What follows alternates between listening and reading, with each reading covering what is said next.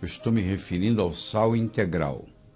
Não é o sal que você conhece, chamado sal de cozinha, que é esse branquinho que você coloca na mesa. Esse aí, ele é apenas cloreto de sódio. Ele tem sódio e ele tem cloro. Os outros 80 elementos foram removidos. Sobraram esses dois. Aí a situação é totalmente diferente. Eu vou conversar com você da importância do sal integral, com mais de 80 minerais. Então, por que nós vamos usar o sal? Essa que é a pergunta. Na literatura, tem inúmeros livros sobre isso. Estou mostrando alguns aqui para você ter uma ideia. Por exemplo, esse livro aqui do David Brownstein é excelente para você ter uma ideia geral sobre o sal, tá? Ele mostra a importância do sal na saúde humana, tá?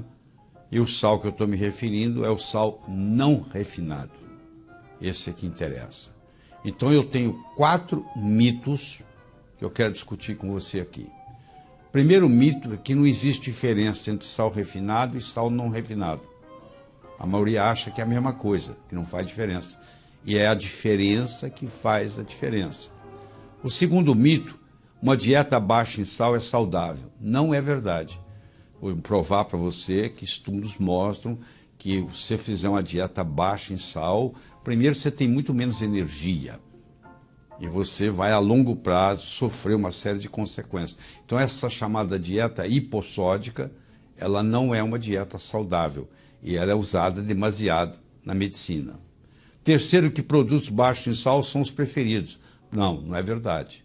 Você vai ver que o sal é muito importante na saúde. E quarto, que é o mais comum, que você escutou tantas vezes, que você tem que diminuir o sal para não causar pressão alta. Porque todos os estudos que foram feitos, mostrando que sal pode, de alguma forma, aumentar ligeiramente a pressão, que é muito pouco também, foi feito com sal não integral. Foi feito com sal refinado. Então ninguém fez um estudo com sal não refinado, com sal integral. Todo o trabalho foi feito com sal de cozinha, que eu não estou recomendando, em hipótese alguma. Entendeu? Vamos começar com o primeiro mito. Não existe diferença entre sal refinado e sal não refinado. O sal é extraído na forma de salmoura e então tratado com substâncias químicas, ferrocianeto de sódio, citrato de amônia, silicato de alumínio e dextrose, para a remoção de minerais, que nós chamamos aqui de impurezas, por incrível que pareça, são todos minerais importantes, ficando apenas o cloreto de sódio. Então, para ficar o cloreto de sódio e eliminar todos os outros e fazer ele ficar bonitinho, branquinho, você está contaminado com ferrocianeto de sódio, com citrato de amônia, com silicilato de alumínio e com dextrose, ou dextrose. Então você tem substâncias, resíduos que ficam lá. Então esse é o primeiro mito. Eu vou discutir com você a importância do pH, que é o potencial hidrogeniônico. O nosso sangue tem um pH de 7,35, 7,45, vamos pôr uma média 7,4, que é mais ou menos também o pH intracelular, 7,35 por aí, e a gente tem que manter essa pequena alcalinidade para manter a saúde. E tudo aquilo que nos adoece também nos acidifica. Minerais são agentes alcalinizantes. Como eu estou fazendo uma ingestão de muitos minerais, eu estou alcalinizando as minhas células. Segundo, na presença de doença crônica, há deficiência de mineral. Quando você vê uma doença, um doente crônico, esse paciente sempre tem uma certa deficiência de mineral. Terceiro, deficiência de mineral causa acidose metabólica, ou seja, faz baixar o pH. E sal não refinado tem em torno de 80 minerais ou mais na sua composição, enquanto que o cloreto de sódio tem apenas 2, sódio e cloro. Então, quando eu ingiro um sal não refinado, um sal integral, isso facilita, proporciona uma melhor alcalinidade do meu corpo, certo? O sal não refinado é usado no tratamento da exaustão adrenal, quando você tem a síndrome do burnout, quando você chuta o pau da barraca, o estresse é um limite máximo, você só sai se você fizer uso de sal. Ajuda na asma, na rinite alérgica, ajuda no processo de detox, ajuda no diabetes, ajuda na fadiga e, claro, ajuda em pacientes que têm o chamado hiponatremia, onde o sódio no plasma, no sangue, no plasma, está abaixo de 141 miliequivalente por litro. Então eu tenho uma aplicação muito grande do sal não refinado. O segundo mito que existe sobre o sal é que uma dieta baixa em sal é saudável. Para a maioria dos pacientes, uma dieta baixa em sal não altera os níveis da pressão arterial, em nada. Por outro lado, quando o sal não refinado é dado para pacientes com deficiência de sal, há uma redução da pressão arterial elevada. Vou dar um exemplo para você. O paciente tem uma pressão alta, como nós já discutimos aqui nesse programa, porque ele tem deficiência de magnésio. E eu dou para ele um sal integral, um sal não refinado, que tem um certo percentual de magnésio. E agora essa suplementação com esse sal vai fornecer esse magnésio que vai promover o relaxamento dos vasos e vai baixar a pressão. Então, por incrível que pareça, parece para você até um paradoxo, que eu estou dando sal e estou diminuindo a pressão arterial. Elevados níveis de insulina são associados com risco aumentado de doença cardiovascular, diabetes, obesidade e hipertensão. A insulina aumenta na presença de dieta baixa em sal. Aqueles pacientes que você está dando dieta baixa em sal, aqueles pacientes que estão fazendo uso de uma dieta sem sal ou com pouco sal, eles têm uma tendência em aumentar a insulina, que vai aumentar a resistência insulínica, que vai piorar o diabetes, que vai piorar a hipertensão e que vai facilitar a doença cardiovascular. E não sou eu que estou falando isso, não. Isso está publicado, muito publicado. Tem estudos mostrando, como esse estudo do Rio aqui, ó, Dr. Rio, mostrando que a dieta baixa em sal, ela aumenta a aldosterona, ela aumenta a renina, ela aumenta a angiotensina e ela aumenta a noradrenalina. E ainda aumenta a resistência insulínica.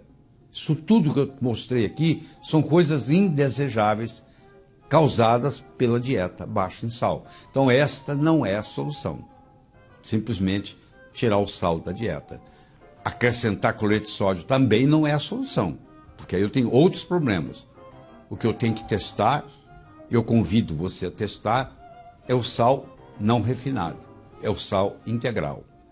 A dieta baixa em sal causa deficiência de sódio, que aumenta a produção de aldosterona, que aumenta a retenção da água intra e extracelular, que diminui a concentração de potássio, que diminui a concentração de magnésio, que levam à desidratação e fadiga.